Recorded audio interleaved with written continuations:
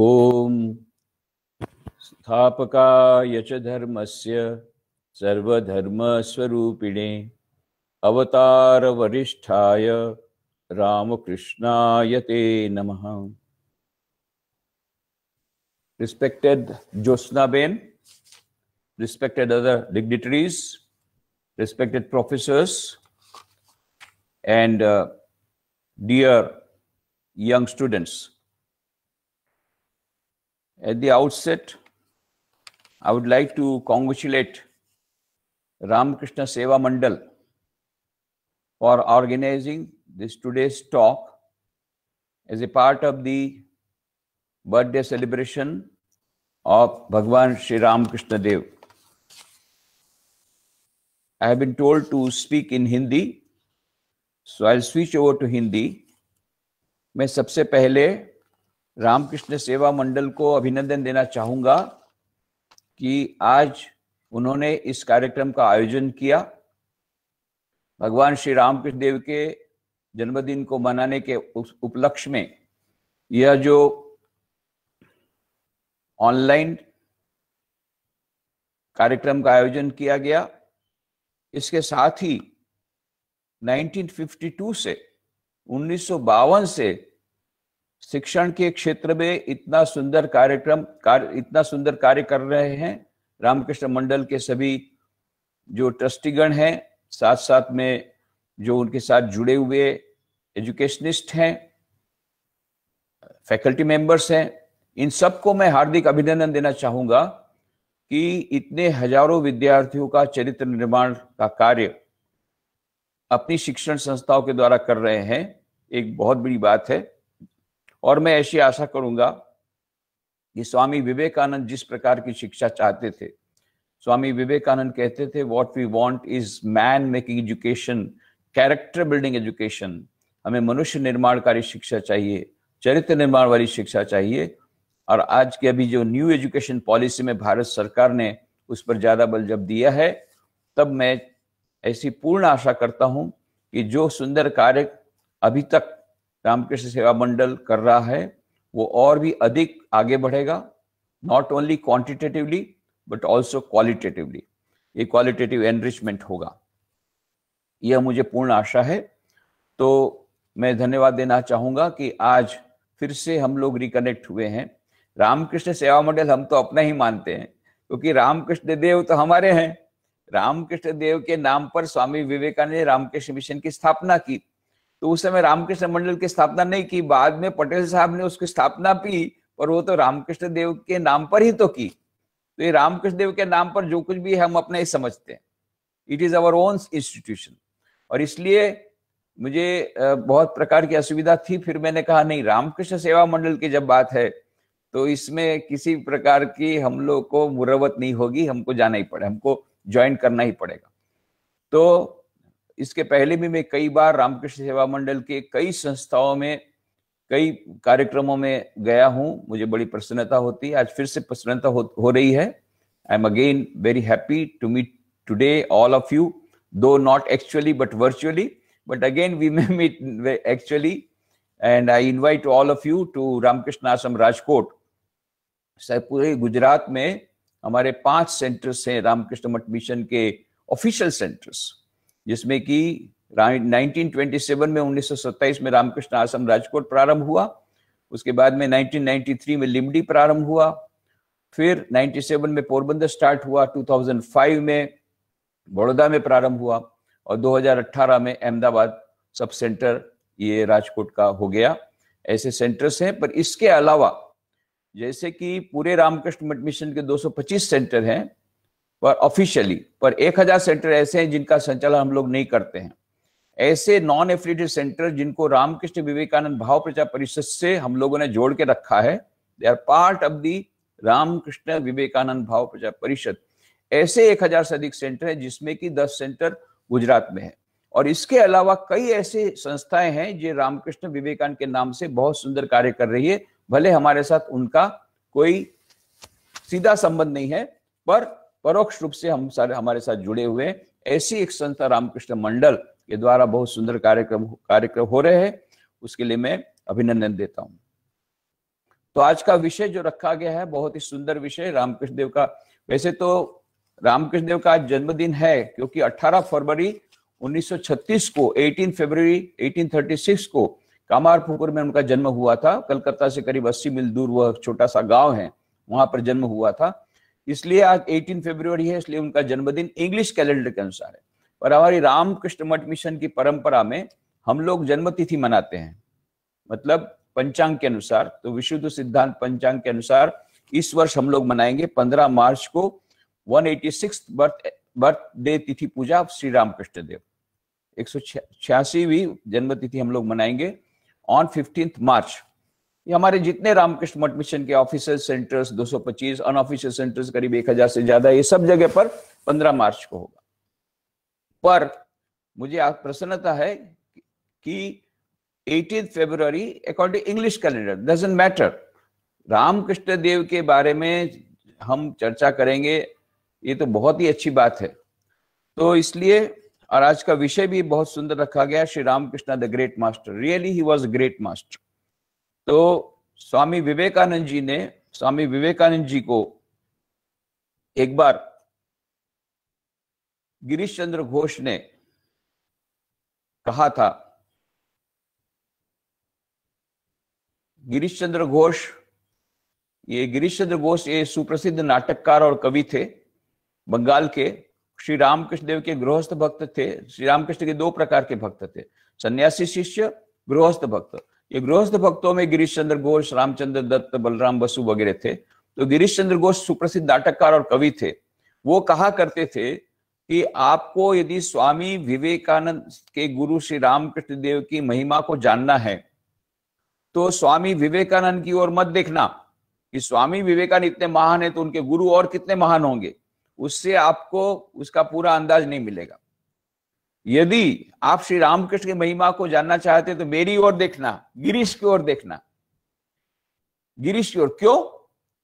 बोलते हैं, अरे स्वामी विवेकानंद तो कॉलेज के विद्यार्थी थे, नरेंद्रनाथ दत्त संभ्रांत परिवार के सदस्य, विश्वनाथ दत्त कलकत्ता के अटॉर्नी, कलकत्ता के वो वकील थे हाई कोर्ट के।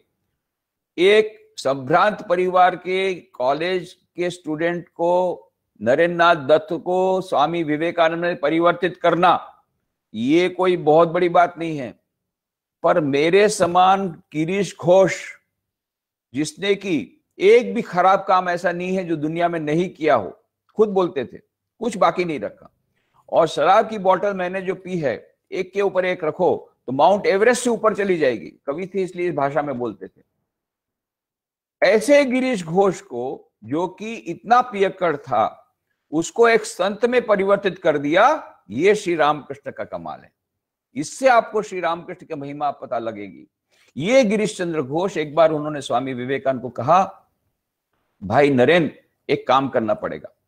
गिरीश चंद्र घोष तो नरेंद्रनाथ से, स्वामी विवेकानंद से उम्र में बड़े थे, तो स्वामी विवेकानंद उनको जीसी कह के बुलाते थे। गिरीश चंद्र को जीसी, भाई जीसी कहो क्या काम है, आदेश दो, तुम जो भी आदेश दोगे मैं उसका जरूर से पालन करूंगा। तब गिरीश चंद्र घोष ने कहा कि देखो नरेंद्र, तुम में ईश्वर ने बहुत शक्ति दी है, सभी प्रकार की शक्ति है, वक्तृत्व शक्ति है, लेखनी शक्ति है। तो मेरी ऐसी इच्छा है कि हमारे गुरुदेव के बारे में तो एक जीवन चरित्र लिखो। तब स्वामी विवेकानंद जी ने गिरीश चंद्र घोष को कहा, भाई जीसी, आपने अभी जो बात कही वो बिल्कुल सच बात है। कभी कभी तो मुझे में अपने मन में इतनी शक्ति का अनुभव होता है कि लगता है कि पूरे पृथ्वी को गेंद के समान फेंक दूं, इतनी शक्ति का मुझे अनुभव होता है। पर दूसरी जो बात कही है वह मेरे द्वारा नहीं होगी। क्यों? अरे मैं श्री रामकृष्ण को कितना समझा हूं, मेरी इतनी ऐसे अल्प बुद्धि के द्वारा श्री रामकृष्ण देव तो कितने महान। अरे अखंड सच्चिदानंद ब्रह्म की भी यदि कोई, उसका कोई यदि वर्णन कर सकता है, परंतु श्री रामकृष्ण देव की महिमा का वर्णन असंभव है।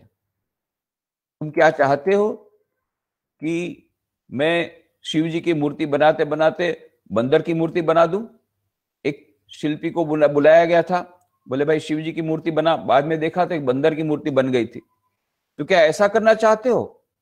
नहीं नहीं नहीं, मेरे द्वारा श्री राम कृष्ण देव का जीवन नहीं लिखा जाएगा। मेरी इतनी कम बुद्धि, मैं श्री रामकृष्ण का अनंत महिमा में श्री रामकृष्ण, उनको मैं कितना समझा हूं, मैं उसके बारे में लिख नहीं पाऊंगा। सचमुच में स्वामी विवेकानंद ने श्री रामकृष्ण के बारे में जीवन नहीं लिखा, केवल एक श्लोक की रचना की, आपकाय च धर्मस्य सर्वधर्म स्वरूपिणे अवतार वरिष्ठाय रामकृष्णाय ते नमः। ये अवतारों में सर्वश्रेष्ठ ऐसे श्री रामकृष्ण देव जो धर्म की स्थापना के लिए आए थे, जो भी सभी धर्म के स्वरूप है, ऐसे श्री रामकृष्ण देव के चरणों में मैं प्रणाम करता हूं। आश्चर्य होता है, श्री स्वामी विवेकानंद तो कहते थे कभी संकीर्णता नहीं रखनी चाहिए धर्म में। वे स्वयं कहते थे संकीर्णता के कारण ही धर्म में झगड़े होते हैं, और इधर खुद बोल रहे हैं श्री रामकृष्ण को अवतारों में सर्वश्रेष्ठ। तो क्या बाकी अवतार छोटे हो गए? ये कैसे हो सकता है? क्यों? क्योंकि स्वामी विवेकानंद जी को श्री रामकृष्ण देव ने स्वयं कहा था कि जो राम थे, जो कृष्ण थे, वे ही रामकृष्ण हैं। एक बार की बात है, श्री रामकृष्ण देव को गले में कैंसर हुआ था, तो दक्षिणेश्वर से उनको पहले श्यामपुकुर में और बाद में काशीपुर के उद्यान बाटी में लाया गया। तो काशीपुर के उद्यान बाटी में श्री रामकृष्ण देव की सेवा में स्वामी विवेकानंद और उनके और भी गुरु भाई लगे हुए थे। एक दिन श्री रामकृष्ण देव बहुत कराह रहे थे, पीड़ा हो रही थी। अचानक नरेंद्र नाथ के मन में, जो कि बाद में चलकर स्वामी विवेकानंद बने, उनके मन में बड़ा संशय आ गया। अरे, लोग कहते हैं श्री रामकृष्ण ईश्वर के अवतार है, ये क्या भी अवतार हो सकते हैं? इतना उन गले में दर्द हो रहा है कि करा रहे हैं, ये क्या कभी अवतार हो सकते हैं? नहीं नहीं, मैं नहीं मानूंगा। भले बाकी लोग जितना भी उनको कहना हो कहें, मैं उनको अवतार के रूप में ग्रहण नहीं करूंगा। फिर अचानक उनके मन में विचार आया, अभी इस समय जब इनको इतना दर्द है गले में, इस समय यदि अपने मुंह से कह दे कि हाँ मैं ईश्वर का अवतार हूं, तब तो मैं मानूंगा, नहीं तो नहीं मानूंगा। आश्चर्य की बात है, अभी तो यह विचार नरेंद्र नाथ के मन में आया ही है कि श्री रामकृष्ण देव उनकी ओर देख करके बोलते हैं, नरेन अभी भी अविश्वास, अभी भी अविश्वास। अरे, जो राम थे, जो कृष्ण थे, वे इस बार आए हैं रामकृष्ण के रूप में, पर तेरे वेदांत के मत से नहीं।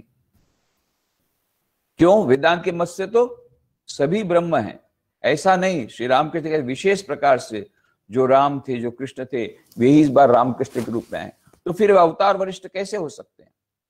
तो कहने का मतलब स्वामी विवेकानंद का यही था कि इसमें कोई बड़ा छोटा की बात नहीं है। आज के हमारे युग के लिए श्री रामकृष्ण का संदेश अत्यंत महत्वपूर्ण है, इसलिए हमारे लिए, आधुनिक मानव के लिए वे अधिक प्रिय हैं, अधिक ग्रहणीय हैं, क्योंकि हमारे इतिहास में सबसे ज्यादा नजदीक हैं। उनका प्रमाण हमारे पास है, उनके फोटोग्राफ्स हमारे पास हैं, उन्होंने जिन वस्त्रों को पहना वो वस्त्र हमारे पास हैं। इसमें किसी भी प्रकार का संशय नहीं है कि रामकृष्ण देव नहीं आए थे। जिन लोगों ने उनको देखा, उनके शिष्य के शिष्य हमारे साथ आज बात कर रहे हैं।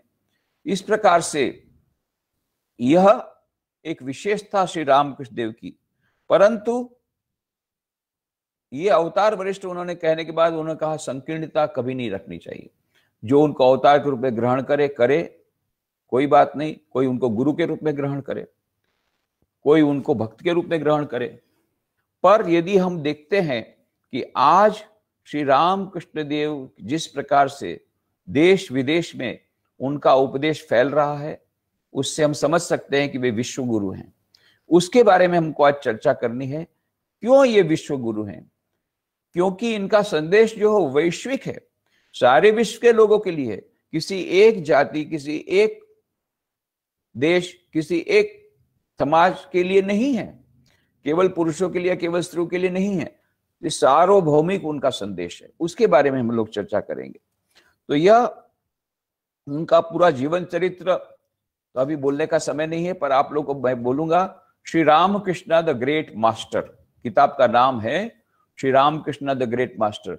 स्वामी विवेकानंद तो किताब लिखी नहीं, जैसा उन्होंने गिरीश घोष को कहा था, सचमुच में उन्होंने कोई किताब नहीं लिखी, पर स्वामी विवेकानंद के गुरु भाई थे स्वामी शारदानंद जी महाराज, उन्होंने बाद में श्री रामकृष्ण का बहुत सुंदर जीवन चरित्र लिखा, जिसका नाम है Shri Ramakrishna the great master. अंग्रेजी में, बंगला ओरिजिनल किताब बंगला में है, उसका नाम है श्री रामकृष्ण लीला प्रसंग, और हिंदी और गुजराती में भी उस किताब का नाम है श्री रामकृष्ण लीला प्रसंग। गुजराती में भी 3 खंड है, हिंदी में 3 खंड है और गुजराती में 5 खंड है। तो ये रामकृष्ण लीला प्रसंग में आपको श्री रामकृष्ण का संपूर्ण जीवन मिल जाएगा।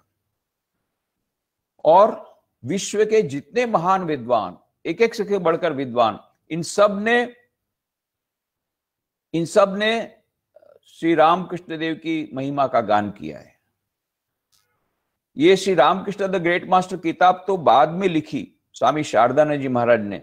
उसके पहले आपको आश्चर्य होगा, उसके भी पहले प्रोफेसर मैक्स मुलर, जिन्होंने sacred books of the east पूरी सीरीज निकाली थी, ये जर्मन फिलोसोफर, ये प्रोफेसर मैक्स मुलर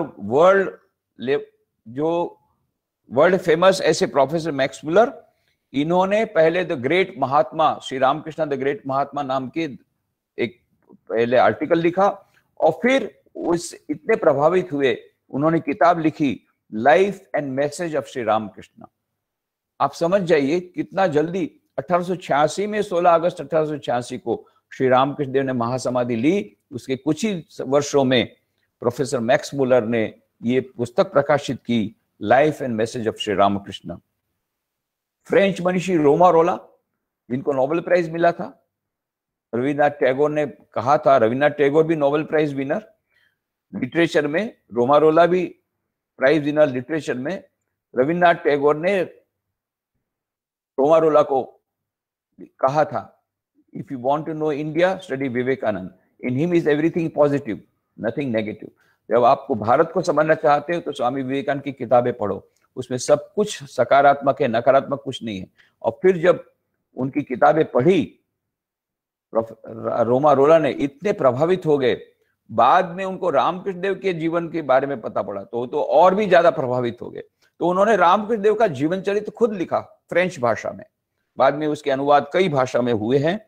नोबेल प्राइज विनर रोमा रोला का लाइफ ऑफ श्री रामकृष्ण, वहां क्या लिखते हैं, Shri Ramakrishna was the consummation of spiritual life of 2000 years of 300 million people. उस समय की पॉपुलेशन 300 मिलियन थी। 30 करोड़ हिंदू लोगों के 2000 वर्षों की आध्यात्मिक साधना की फलश्रुति थे श्री रामकृष्ण देव। He was the consummation of 2000 years of spiritual life of 300 million people. ये रोमा रोला कहते हैं। डॉक्टर आर्नोल्ड टॉयनबी, महान इतिहासकार, ब्रिटिश इतिहासकार, वो जब आर्मी में थे फर्स्ट वर्ल्ड वॉर में, उन्होंने देखा कि इतना सारा सब नाश हुआ चारों तरफ, तो वे बहुत ही दुखी हुए। और अभी तो उस शौक से बाहर नहीं आए थे, दूसरा विश्व युद्ध था, उन्होंने फिर उसमें से उन्होंने रिटायरमेंट ले लिया, वे आर्मी में से रिटायरमेंट हो लिया। देखते देखते सेकेंड वर्ल्ड वॉर हो गया, उसमें भी इतना सारा संहार, चारों तरफ हिंसा संहार देख करके उनका मन उचट गया।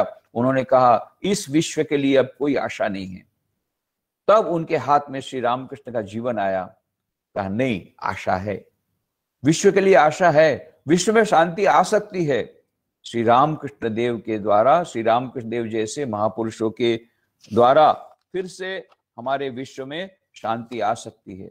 और उन्होंने, डॉक्टर आर्नोल्ड टॉयनबी ने कहा, the present chapter of the history had a western beginning, but if the world has to survive from self-destruction in this atomic age, it must have an Indian end. अब फिर कहते हैं, महात्मा Gandhi's principle of non-violence and Sri Ramakrishna's testimony as to the harmony of religions, these are the attitudes and the values which will save the whole world from self-destruction. ये Arnold Toynbee कहते हैं। और महात्मा गांधी क्या बोलते हैं? महात्मा गांधी ने श्री रामकृष्ण देव के संबंध में किताब लिखी गई, अद्वैत आश्रम के द्वारा प्रकाशित हुई है, लाइफ ऑफ श्री रामकृष्ण। उसके फॉरवर्ड में गांधी जी ने क्या कहा? गांधी जी लिखते हैं, जो कि 1924 में प्रकाशित हुई थी, लाइफ ऑफ रामकृष्ण, उसमें लिखते हैं, the story of Ramakrishna Paramahamsa life is a story of religion in practice. His life enables us to see god face to face. हम प्रत्यक्ष दर्शन कर सकते हैं ईश्वर का, ऐसी अनुभूति हमको श्री रामकृष्ण कराते हैं. No one can read the story of his life without being convinced that God alone is real and all else is an illusion. Ramakrishna was living an embodiment of godliness. His sayings are not those of a mere learned man, but they are pages from the book of life. They are revelations of his own experiences. They therefore leave on the reader an impression which he cannot resist. ये गांधी जी ने life of Ramakrishna के forward में लिखा था. Tolstoy, Russian thinker, इन्होंने भी स्वामी विवेकानंद की किताबों को पढ़ा. स्वामी विवेकानंद की किताबों से अत्यंत प्रभावित हुए, विशेष करके उनकी इंग्लिश बहुत प्रभावित हुए, और फिर उनको श्री रामकृष्ण देव के बारे में पता पड़ा. फिर श्री रामकृष्ण देव के बारे में भी उनकी बहुत उच्च धारणा थी. श्री रामकृष्ण स्वामी विवेकानंद के बारे में उन्होंने कई जगह पर कोटेशंस दिए.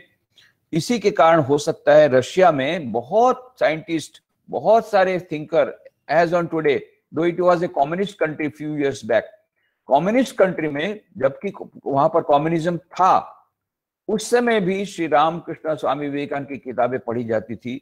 और उस समय भी मॉस्को से हम लोग को वहां पर से निमंत्रण आया था एक सेंटर खोलने के लिए. मॉस्को में ऑलरेडी हमारा एक सेंटर है. तो कितने देश विदेश में, कितनी जगह पर यह रामकृष्ण देव पहुंच गए हैं. कितने देशों से, जिस देश का नाम हमने नहीं सुना, वहां से हमको निमंत्रण आता है कि आप किसी को भेजिए यहाँ पर प्रवचन के लिए, या हमको फोटोग्राफ भेजिए श्री रामकृष्ण का, या हमें स्वामी विवेकानंद, श्री रामकृष्ण की हमको किताब भेजिए. चारों ओर श्री रामकृष्ण देव देश विदेश में फैल गए हैं. गॉड ऑफ ऑल नाम की किताब है. क्लाउड एलन स्टार्क, ये बॉस्टन यूनिवर्सिटी के प्रोफेसर हैं, उन्होंने वो किताब लिखी, गॉड ऑफ ऑल. उन्होंने कहा, अभी विश्व में हमारे पास सबसे बड़ी समस्या है, that is the plurality of religions. There are two sets of religions. एक प्रकार के धर्म जो है, क्रिश्चियनिटी, इस्लाम वगैरह, वो चाहते हैं कि सारे विश्व के लोग हमारे में आ जाएं. और दूसरे प्रकार के धर्म है कि नहीं, जो हमारे जन्म लेगा वही रहेगा. ये दोनों एक दूसरे को एक्सक्लूड करने का प्रयत्न कर रहे हैं. और दोनों और सभी धर्म क्या बोल रहे हैं, हमारा ही धर्म अच्छा है, हमारा ही धर्म सच्चा है, और हमारा ही धर्म आपको सबको मानना पड़ेगा, नहीं मानोगे तो आप काफिर, हम आपको काट डालेंगे. यह जो धर्मांधता, ये धर्मांधता की समस्या आ गई because of the plurality of religions. How to solve this problem? तो अर्नोल्ड टॉयन भी कहते हैं, यदि आधुनिक मानव को कहा जाए कि सभी धर्मों में अच्छे अच्छे तत्व रहते हैं, इसलिए सभी धर्मों समान रूप से महान है, इसलिए उनको सम्मान देना चाहिए, और सभी धर्मों को पालन करके एक ही परम तत्व तक पहुंचा जा सकता है, सभी सच्चे हैं, जिसको जो अच्छा लगे वो उसका पालन करे. ऐसी बात यदि आधुनिक मानव को कही जाएगी, वो उसे स्वीकार नहीं करेगा. वो कहेगा, प्रमाण क्या है? यदि कोई एक व्यक्ति पारी पारी से इन सभी धर्मों का पालन करे और उसके बाद उच्चतम सत्य तक पहुंच जाए, और वो उच्चतम सत्य के बारे में वो कहे कि वो उच्चतम सत्य जहां पर, अंतिम सत्य जहां पहुंचा गया, वो सब एक ही है, यदि ऐसा होगा तब तो आधुनिक मानव स्वीकार करेगा. और क्लॉड एलन स्टार्क कहते हैं, and fortunately for us this has been done. Shri Ramakrishna practised all religions by turn. Shri Ramakrishna Dev ने पारी पारी से सभी धर्मों की साधना की. पहले माँ काली का दर्शन किया, उसके बाद में भगवान राम का दर्शन किया, कृष्ण भगवान का दर्शन किया, हनुमान जी का दर्शन किया. ऐसे विभिन्न धर्मों की साधना, विभिन्न देवी देवताओं के दर्शन किए, हिंदू धर्म के जितने प्रकार के मार्ग थे उस प्रकार से दर्शन किए, उस प्रकार का पालन किया. भैरवी ब्राह्मणी के पास उन्होंने 64 तंत्रों की साधना सीखी. तोतापुरी के पास उन्होंने अद्वैत वेदांत की साधना सीखी, 6 महीना निर्विकल्प समाधि में रहे. उसके बाद में 1866 में उन्होंने इस्लाम धर्म की साधना की, जबकि उनको मोहम्मद पैगंबर के दर्शन हुए. फिर उसमें 1974 में उन्होंने ईसाई धर्म की साधना की, और जब ईसाई धर्म की साधना करते, ईसाई के समान रहते थे, इस्लाम धर्म की साधना करते थे, ईसाई इस्लाम के मुसलमान के समान रहते थे। तो 1974 में 1874 में जब उन्होंने ईसा मसीह की साधना की तो उनको ईसा मसीह के दर्शन हुए, ईसा मसीह उनके भीतर में चले गए। इस प्रकार से सभी धर्मों की साधना करने के बाद उन्होंने कहा, जब मैं अंतिम सत्य तक पहुंचा तो देखा वो एक ही है। और इसीलिए उन्होंने बंगला में कहा, जो तो मौत तो पथ, जितने मत उतने पथ। तो इस प्रकार से यह, और श्री रामकृष्ण ने बहुत सुंदर उदाहरण देते हैं। एक तालाब है, उसके 4 घाट हैं। एक घाट से हिंदू जाके बोलता मैं जल ले आया, दूसरे घाट से मुसलमान जाके बोलता नहीं नहीं मैं पानी ले आया, तीसरे घाट से क्रिश्चियन जाके बोलता है नहीं नहीं मैं तो वाटर ले आया, चौथे घाट से चौथा जाता है बोलता है नहीं नहीं मैं तो एक्वा ले आया। अरे भाई झगड़ते क्यों? उसी का नाम जल, उसी का नाम पानी, उसी का नाम वाटर, उसी का नाम एक्वा। और वैज्ञानिक लोगों को पूछोगे, साइंटिस्ट लोगों को पूछोगे, और बोले भाई H2O है, नाम जो दे दो। उसी प्रकार से एक ही परम चैतन्य तत्व है, सच्चिदानंद स्वरूप। उसी को कोई बोलते हैं गॉड, कोई बोलते हैं अल्लाह, कोई बोलते राम, कोई बोलते कृष्ण। नाम अलग अलग हैं पर तत्व एक ही, मंजिल एक है, रास्ते अलग अलग हैं। जितने मत उतने पथ, जिसको जिस पथ पे जाना हो खुशी से जाए, अंत में एक ही सत्य तक पहुंच जाएंगे। और ये सत्य के नाम भी अलग अलग होने के बावजूद एक ही परम सत्य है। यह श्री रामकृष्ण देव ने अपने जीवन की प्रयोगशाला में विविध धर्मों की साधना करने के बाद प्रमाणित किया। That is his greatness. That is why he is the great teacher of the world. सारे विश्व के गुरु क्यों हैं? कि सारे विश्व के सभी धर्मों का उन्होंने पालन किया, केवल एक धर्म का नहीं, केवल एक ही प्रकार से नहीं, विभिन्न पंथों पर उन्होंने ये जाकर के प्रमाणित किया। इसलिए क्लाउड एलन स्टार्क कहते हैं, fortunately for us such a man was born, he has done all these things but unfortunately we are not aware about him. पर ये दुर्भाग्य क्या है, उस श्री राम कृष्ण देव को हम जानते नहीं है। तो बहुत सुंदर पुस्तक God of all stock, Claude Alan Stark में ये सब बात उन्होंने कही है कि आज श्री रामकृष्ण देव विश्व गुरु बन गए हैं। क्यों? सभी धर्मों के अनुयायियों के लिए एक वो इंस्पिरेशन देते हैं कि सभी धर्म अच्छे हैं, आप अपने धर्म पर डटे रहो, किसी को कोई धर्म परिवर्तन की आवश्यकता नहीं है। आप अपने अपने धर्म पे जाकर के अपने धर्म का ठीक से पालन करो, निष्ठापूर्वक पालन करो, आपको सच्चिदानंद स्वरूप वो ईश्वर का दर्शन हो जाएगा, खुदा का दर्शन हो जाएगा, गॉड का दर्शन हो जाएगा। कहीं कुछ जाने की जरूरत नहीं, कोई धर्म परिवर्तन की आवश्यकता नहीं। ये श्री रामकृष्ण देव ने प्रमाणित कर दिया। तो इस प्रकार से ये जो रामकृष्ण मिशन और मठ स्वामी विवेकानंद ने उसकी स्थापना की, उसमें उन्होंने कहा सभी धर्मों के प्रति हम लोग आदर रखेंगे। यहाँ पर कोई भी मेंबर बनना चाहता है रामकृष्ण मिशन में तो उसको यह कहा जाता है। और फिर 4 योगों का समन्वय कहने को कहा जाता है। श्री रामकृष्ण देव ने 4 योगों को समन्वय की बात कही थी।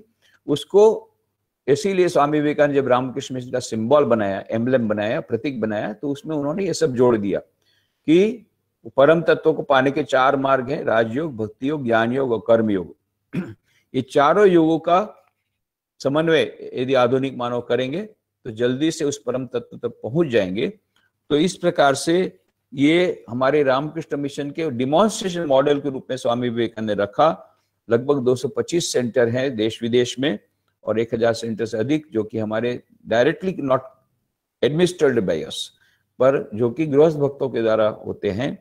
और इसके अलावा भी कई सेंटर्स हैं। ये सभी जगह पर ये रामकृष्ण मिशन का जो प्रतीक है, रामकृष्ण प्रतीक तो भले केवल रामकृष्ण मिशन के ऑफिशियल सेंटर ही उसका उपयोग कर सकते हैं, registered symbol, no other institution can use it, पर उसके भीतर का भाव वो अवश्य ग्रहण कर सकते हैं। भीतर का भाव क्या है? यह जो सांप है वो कुंडलिनी शक्ति का प्रतीक है, राजयोग का प्रतीक है।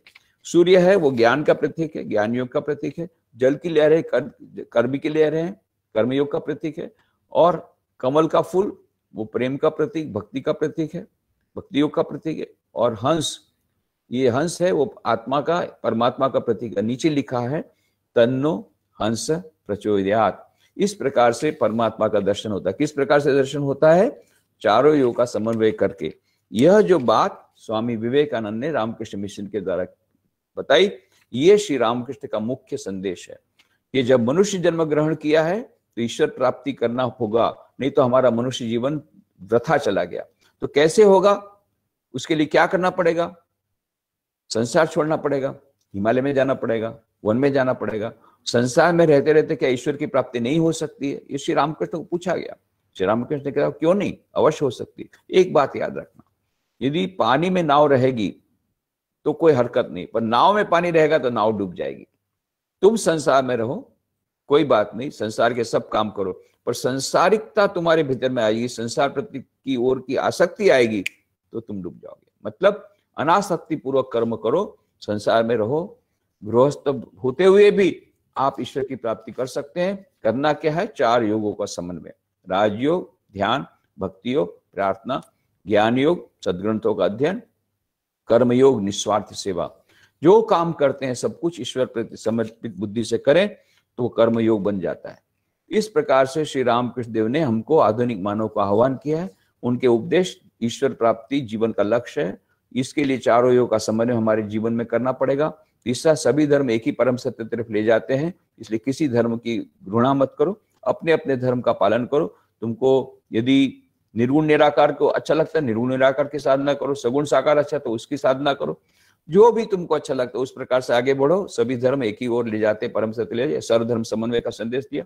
शिव ज्ञान से जीव सेवा का उन्होंने संदेश स्वामी विवेकानंद को दिया, जिसके लिए श्री रामकृष्ण के शिव ज्ञान से जीव सेवा के संदेश को मूर्त स्वरूप देने के लिए स्वामी विवेकानंद ने रामकृष्ण मिशन की स्थापना की। इतने सारे हमारे हॉस्पिटल, इतनी सारी एजुकेशनल इंस्टीट्यूशंस, इतने tribal development project, rural development project सारे देश में फैले हुए हैं।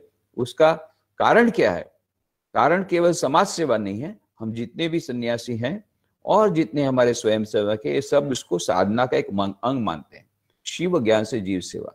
स्वामी विवेकानंद बोलते अभी तक तुमने मंत्र सुने थे, मातृदेवो भव, पितृदेवो भव, आचार्य देवो भव, अतिथि देवो भव। मैं तुम्हें कुछ नए मंत्र देता हूं जो आज के युग के लिए ज्यादा महत्व के। वो क्या है? दरिद्र देवो भव, रोगी देवो भव। ये प्रेरणा स्वामी विवेकानंद को श्री रामकृष्ण से मिली थी। दक्षिणेश्वर में एक बार कमरे में बैठ करके श्री रामकृष्ण ने बताया था कि देखो शिव ज्ञान से जीव सेवा करनी होगी। तब से स्वामी विवेकानंद ने मन में निश्चित किया था मैं श्री रामकृष्ण के उस विचार को मूर्त स्वरूप दूंगा। तो इस प्रकार से श्री रामकृष्ण देव के मुख्य उपदेशों में यह जो उपदेश हम ग्रहण करेंगे, ईश्वर प्राप्ति जीवन का उद्देश्य, 4 योग का समन्वय करेंगे और शिव ज्ञान से जीव सेवा को अपनाएंगे। और उन्होंने कहा था नारी सशक्तिकरण की बात उन्होंने कही थी कि नारी जागरण होगा, और इसीलिए उन्होंने मां शारदा की स्वयं पूजा की थी षोडशी के रूप में, षोडशोपचार के द्वारा षोडशी के रूप में मां शारदा देवी की स्वयं उन्होंने पूजा की 5 जून 1872 के दिन, 1872 5 जून। ये उन्होंने कहा था।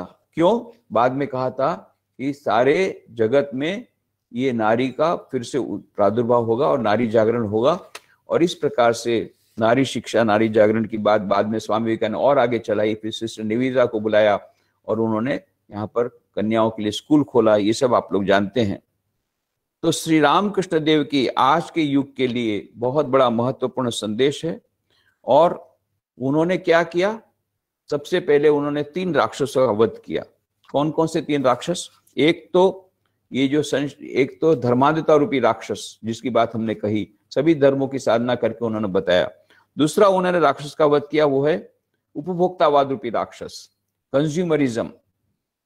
क्या किया उसके लिए? उन्होंने गंगा के तट बैठकर टाका माटी, माटी टाका, पैसा ही मिट्टी है, मिट्टी पैसा करके फेंक कर दिया। इससे ऐसा हो गया कि उनके देह में यदि धातु का भी स्पर्श होता था, पैसे का या धातु का, उस समय धातु नोट्स तो बहुत नहीं थे, उस समय धातु ही रहते थे, सिक्के रहते थे, तो सिक्कों का यदि स्पर्श होता था, यहां तक कि धातु का स्पर्श होता था, उनके हाथ टेढ़े हो जाते थे, बिच्छू का डंक लगता था मानो। यह जब बात स्वामी विवेकानंद ने सुनी, नरेंद्र नाथ ने, उनको बड़ा अच्छा नहीं लगा। उनका ये सब तुम लोग क्या बढ़ा बढ़ा के बोलते हो अपने गुरु के बारे में? अरे ये कहो कि भाई वे पैसा स्वीकार नहीं करते, इतनी बड़ा बड़ा के चढ़ा चक बात क्यों करते हो? एक दिन गए थे दक्षिणेश्वर स्वामी विवेकानंद, नरेंद्र नाथ, देखा उस दिन दक्षिणेश्वर में, देखा रामकृष्ण देव के कमरे में गए तो कोई था नहीं। रामकृष्ण देव कहीं पंचवटी को और कहीं शायद गए थे भक्तों के साथ। अचानक उनके मन में विचार आया, आज बाबा जी की परीक्षा ले लेते, चलो। उन्होंने क्या किया? उन्होंने उनकी पॉकेट में एक सिक्का था चांदी का, तुरंत उन्होंने रामकृष्ण देव जहां बैठते थे वहां पर गद्दी के नीचे एक चटाई थी, उसके नीचे रुपया वो रख दिया और एक कोने में बैठ करके खड़े रहे, कोने में खड़े रह गए एक कोने में और देखते रहे, चलो देखते हैं क्या होता है। थोड़ी देर के बाद श्री रामकृष्ण देव आए भक्तों के साथ, जैसे ही गद्दी पर बैठने गए मानो बिच्छू का डंक लगा, फिर उठ गए। लोगों ने देखा कुछ नहीं है, फिर बैठे, फिर बिच्छू का डंक लगा। तब भक्तों ने पूरी गद्दी को जब निकाला, देखा खनन करके रुपया गिरा। अरे रुपया किसने रखा? सब लोग सोच रहे हैं। श्री राम के चारों ओर देखने लगे, देखा कोने में नरेंद्र मुंह नीचे मुंह करके खड़ा है। श्री राम के समझ गए, अच्छा बेटा, अच्छा किया, अच्छा किया। गुरु को अच्छी तरह परखना, गुरु की अच्छी तरह जचाई करना, उसके बाद गुरु को स्वीकार करना, बहुत अच्छा किया। वे नाराज नहीं हुए, प्रसन्न हुए कि नहीं इसने भी। तो इस प्रकार से स्वामी विवेकानंद ने परीक्षा करने के बाद देखा था कि श्री राम कृष्ण देव ने ये त्याग के बहुत बड़े जीवंत विग्रह थे। यही त्याग और सेवा भारतवर्ष के दो महान आदर्श हैं, उनमें तीव्रता कर दो, सारा देश आगे बढ़ जाएगा। ये बाद में उन्होंने श्री राम कृष्ण देव के जीवन से यह संदेश लेकर, यह उपदेश लेकर के उन्होंने यह उपदेश दिया था, उनके पास से सीख ग्रहण करके यह उपदेश दिया था। तो इस प्रकार से यह उन्होंने उपभोक्तावादियों पे राक्षस का वध किया, और राक्षस का वध किया संशय राक्षस। ये जो संशय आया था उनके मन में, नरेंद्र नाथ ने जब विद्यार्थी थे, Kant, Hegel, John Stuart Mill, Herbert Spencer, इन सब पाश्चात्य दार्शनिकों की बात किताबें पढ़ करके थोड़े से वे अज्ञेयवादी बन गए थे। वो कहते थे मैं ईश्वर में विश्वास करना चाहता हूं पर मुझे प्रमाण चाहिए, मैं वकील का लड़का हूं, मुझे डॉक्यूमेंट्री एविडेंस चाहिए। अभी तो आपका लॉ सेक्शन, आपकी तो लॉ कॉलेज है, इसलिए आप जानते हैं कि you want documentary evidence before establishing anything. आपको केस जीतना है तो कुछ ना कुछ एविडेंस तो देना पड़ेगा। तो स्वामी विवेकानंद बोले मैं तो एक वकील का लड़का हूं, मुझे एविडेंस चाहिए, डॉक्यूमेंट्री एविडेंस। आपने ईश्वर को देखा है? कोई भी आता था, कलकत्ता में संत आते थे, उनके पास चले जाते, फिर ईश्वर की बातें करने के बाद बोलते अच्छा मैं आपको एक प्रश्न पूछना चाहता हूं, आपने क्या ईश्वर को देखा है? कोई उसका उत्तर नहीं दे पाते, बड़े निराश हो जाते। फिर उन्होंने सुना महर्षि देवेंद्रनाथ टैगोर ईश्वर का बड़ा ध्यान करते हैं, गंगा में एक जहाज में बैठ करके केबिन में ध्यान करते हैं, वहां पहुंच गए। महर्षि देवेंद्रनाथ टैगोर मतलब कविवर रविन्द्रनाथ टैगोर के पिताजी। तो महर्षि देवेंद्रनाथ टैगोर ध्यान कर रहे थे, उनका ध्यान जब पूरा हुआ तो उन्होंने देखा नरेंद्र की। नरेंद्र ने कहा महाशय मैं आपसे एक प्रश्न पूछना चाहता हूं, आप तो इतना ईश्वर का ध्यान करते हैं, क्या आपने ईश्वर के दर्शन किए हैं? महर्षि देवेंद्रनाथ टैगोर ने थोड़ी देर तक तो नरेंद्र नाथ की ओर देखा, फिर कहा बेटा तेरी आंखें तो बड़ी सुंदर हैं, योगी के समान है। नरेंद्र नाथ बहुत हताश हो गए, निराश हो गए। अरे मैं क्या पूछना चाहता हूं वो क्या उत्तर दे? मैं कह रहा हूं क्या आपने ईश्वर दर्शन किए हैं? पर उत्तर नहीं दे पाए, बड़े निराश थे। उसी समय ऐसा कुछ हुआ, स्कॉटिश चर्च कॉलेज में पढ़ते थे, एक दिन कॉलेज में गए थे, तो कॉलेज में उस दिन जो प्रोफेसर थे इंग्लिश के वो एब्सेंट थे, तो प्रिंसिपल प्रोफेसर विलियम हेस्टी स्वयं वो क्लास लेने के लिए आए। तो प्रोफेसर विलियम हेस्टी जब क्लास लेने के लिए आए तो पढ़ा रहे थे एक्सकर्शन नाम की कविता, वर्ड्सवर्थ की कविता। वो जब पढ़ा रहे थे उसमें वर्णन आता है कि कवि प्राकृतिक सौंदर्य देख करके वो समाधि अवस्था में चला जाता है। तब इन्होंने पूछा, विद्यार्थियों ने पूछा सर सचमुच में क्या समाधि अवस्था में कोई जा सकता है? तो प्रोफेसर विलियम हेस्टी ने कहा हाँ, मैं स्वयं एक मनुष्य को जानता हूं जिसको इस प्रकार से समाधि की अवस्था बारंबार होती, तुम लोग चाहो तो तुम भी उनके दर्शन कर सकते हो। बस क्योंकि ये मनुष्य जो हैं कलकत्ता में रहते हैं, दक्षिणेश्वर में, श्री राम कृष्ण परमहंस। ये स्वामी विवेकानंद ने सुना, नरेंद्र नाथ ने सुना, चलो बोले ये बाबा जी का भी परीक्षा ले लेते हैं, चलो। चले गए दक्षिणेश्वर। गए तो श्री रामकृष्ण देव बात कर रहे थे अपने भक्तों के साथ, एक छोटी पार्ट पर बैठ करके वो एक कोने में बैठ गए। थोड़ी देर तो बात हुई, बोले अच्छा बहुत बातचीत हुई, अभी आप मेरे प्रश्न को उत्तर दीजिए, आपने स्वयं ने क्या ईश्वर के दर्शन किए हैं? और पहली बार उनको संतोषप्रद उत्तर मिला। श्री रामकृष्ण देव ने कहा हाँ बेटा मैंने स्वयं ईश्वर के दर्शन किए हैं। इतना ही नहीं, तू यदि चाहे, तू जिस प्रकार से तुझे देख रहा हूं उससे अधिक प्रत्यक्ष रूप से मैं उनके दर्शन करता हूँ। इतना ही नहीं, तू चाहे तो तुझे भी उनके दर्शन करा सकता हूँ, परंतु तुझे साधना करनी होगी। कितना सुंदर उत्तर! यही मानव धर्म का विज्ञान है। विज्ञान क्या कहता है? Hydrogen gas, oxygen gas, H2 + O2 = H2O। अरे हाइड्रोजन गैस से ऑक्सीजन गैस से कैसे पानी बनेगा? अरे भाई, इसमें मानने की बात नहीं है। आप लेबोरेटरी में आओ, हाइड्रोलिटिक प्रोसेस करो, आपको पानी नहीं मिलेगा, फिर आप बोलेंगे कि नहीं, हाइड्रोजन और ऑक्सीजन गैस मिलकर पानी नहीं बन सकता। उसी प्रकार से श्री रामकृष्ण ने कहा, हाँ मैंने ईश्वर को देखा है, तुम चाहो तो तुम्हें भी दर्शन करा सकता हूँ, परंतु प्रयोगशाला में आना पड़ेगा। नरेंद्र नाथ ने एक्सेप्ट कर ली चैलेंज। सचमुच में उन्होंने साधना की, उनको सचमुच में निर्विकल्प समाधि की प्राप्ति हुई। काशीपुर के उस ध्यान बाटी में उनको ईश्वर के दर्शन हुए। क्योंकि उनको ईश्वर के दर्शन हुए थे, इसलिए शिकागो विश्व धर्म सभा में अपनी अनुभूति के बल पर वो बोल सके थे। श्वेता श्वेतर उपनिषद का श्लोक, शृण्वन्तु विश्वे अमृतस्य पुत्रा आये धामानि दिव्यानि तस्तु वेदाहमेतम पुरुषम महांतम आदित्य वर्णम तमस परस्तात् तमेव विदित्वाति मृत्युमेति नान्य पंथा विदितैन। मैंने उस परम पुरुष को देख लिया है, जिनको देखने के बाद सभी प्रकार के दुखों से निवृत्ति होती है। यह स्वामी विवेकानंद बोल सके थे। इस प्रकार से श्री रामकृष्ण देव ने इस बार जो अवतार के रूप में आए, तो उन्होंने क्या किया? पहले तो राम भगवान आए थे तो उन्होंने तो कुंभकर्ण का, रावण का वध किया।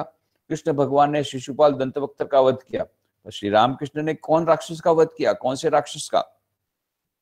संशय राक्षस नाश महास्त्रम यामि गुरुम शरणम भव वैद्यम। स्वामी विवेकानंद अपने स्तोत्र में कहते हैं, बहुत सुंदर बात, संशय राक्षस का वध किया। संशय राक्षस नाश महास्त्रम यामि गुरुम शरणम भव वैद्यम। संशय राक्षस का वध किया, धर्मांधता रूपी राक्षस का वध किया, और उन्होंने राक्षस का वध किया, वो है उपभोक्तावाद रूपी राक्षस। कंज्यूमरिज्म के कारण आज सारे विश्व दुखी है, मन में टेंशन में सभी लोग हैं।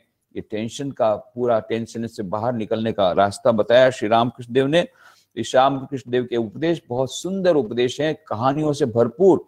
इतनी मजा होती है रामकृष्ण वचनामृत आप पढ़िए। रामकृष्ण कथामृत मास्टर महाशय मां ने लिखा, वो तो डायरी में लिखते थे। वो डायरी ही बाद में स्वामी विवेकानंद के अनुरोध पर रामकृष्ण कथामृत के प्रकट हुई बंगला में। फिर हिंदी में उसका अनुवाद किया सूर्यकांत त्रिपाठी निराला जी ने, रामकृष्ण वचनामृत। गुजराती में अनुवाद हुआ रामकृष्ण कथामृत। फिर तमिल, तेलुगु, मलयालम, कन्नड़, उड़िया, मराठी विभिन्न भाषा में अनुवाद हुए। फिर 1942 में स्वामी निखिलानंद जी ने उसका इंग्लिश अनुवाद किया, the gospel of Shri Ramakrishna, और सारे विश्व में प्रसिद्ध हो गई। और फिर अभी तो उसके कितने सारे अनुवाद, कितनी सारी भाषाओं हो गए, कितनी सारी भाषाओं में, कितने सारे देशों में ये प्रचलित हो गई किताब। German, French, Russian, Greek, Spanish, कई भाषाओं में इनके अनुवाद हो चुके हैं। ये सब श्री रामकृष्ण वचनामृत आप पढ़ेंगे तो उसमें आपको उपदेश मिलेगा। इस प्रकार से हम देखते हैं श्री रामकृष्ण जगत गुरु हैं। सारे विश्व में भी उनका उपदेश फैल गया है। सारे विश्व में ये सब प्रसिद्ध किताबें वर्ल्ड रिकॉर्ड कर दिया रामकृष्ण वचनामृत कथामृत ने। तो 1834 में मास्टर महाशय लेखक का निधन हुआ। उसके 50 वर्षों बाद 1983 में एक वर्ल्ड रिकॉर्ड हो गया रामकृष्ण वचनामृत। इतने विभिन्न भाषा, खास करके बंगला में उसकी 45 लाख रुपए की बंगला किताब एक ही दिन में बिक गई और वर्ल्ड रिकॉर्ड उसने किया। इस प्रकार से श्री रामकृष्ण देव का संदेश आज हमारे लिए बहुत ही उपयोगी है, और हमारे जीवन में आज अशांति है, उसको दूर करने के बहुत सुंदर उपाय, सरल उपाय श्री रामकृष्ण देव ने बताए हैं। तो रामकृष्ण वचनामृत आदि किताब पढ़े, हम उनका जीवन पढ़ें। रामकृष्ण द ग्रेट मास्टर लीला प्रसंग पढ़ें, रामकृष्ण वचनामृत उनकी किताब बहुत है, और भी कई किताब जैसे मैंने बताई, कई देश विदेश के लेखकों ने किताब लिखी है, पर ये 2 फंडामेंटल किताब है, Ramakrishna the great master, Ramakrishna Lila Prasanga, और रामकृष्ण वचनामृत निराला जी ने ट्रांसलेशन किया। ओरिजिनल किताब का नाम है Ramakrishna Kathamrita, the gospel of Shri Ramakrishna.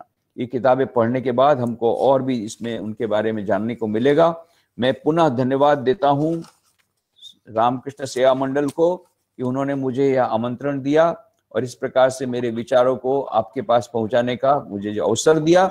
मैं आप सबको धन्यवाद देते हुए भगवान श्री रामकृष्ण देव के चरणों में प्रणाम करते हुए कि उनके आशीर्वाद हम सब पर बरसें, और आज जब उनका जन्मदिन है, विशेष प्रणाम हम करते हैं कि उनके आशीर्वाद हम पर बरसे और हम उनका उपदेश ग्रहण करके, उपदेश का पालन करके हमारा मनुष्य जीवन धन्य कर सके, ऐसी उनके चरणों में प्रार्थना करते हुए मैं अपनी वाणी को विराम देता हूँ। ओम शांति शांति शांति।